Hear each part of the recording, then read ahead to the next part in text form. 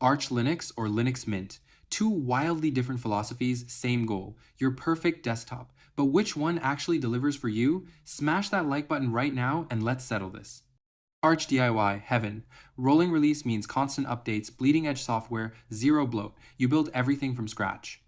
Ready to rock. Based on Ubuntu LTS, stable as concrete Windows-like interface, preloaded with everything you need. True plug and play. Installation. Arch requires manual partitioning, bootloader setup, command line mastery, Mint, graphical installer, 15 minutes, done. Updates. Arch rolls continuously. You get the latest kernel, drivers, apps instantly through Pacman. Mint ships major versions every 2 years. Stable, tested, predictable. Software. Arch dominates with the AUR 60,000 plus community packages, bleeding edge everything. Mint's curated repos are smaller but rock solid reliable. Performance. Arch is featherlight, you install only what you need, boots in seconds. Mint's Cinnamon desktop looks gorgeous but uses more RAM, still flies on older hardware.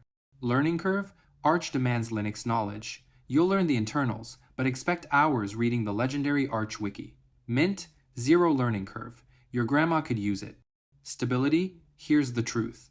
Arch can break. Rolling updates sometimes require manual intervention. Mint rarely breaks. LTS base means tested updates only. Bottom line, choose Arch if you're a tinkerer, developer, or power user who wants total control and the latest tech.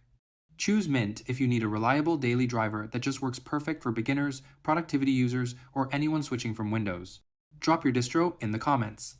Subscribe for more Linux battles, and check the description for installation guides. Peace!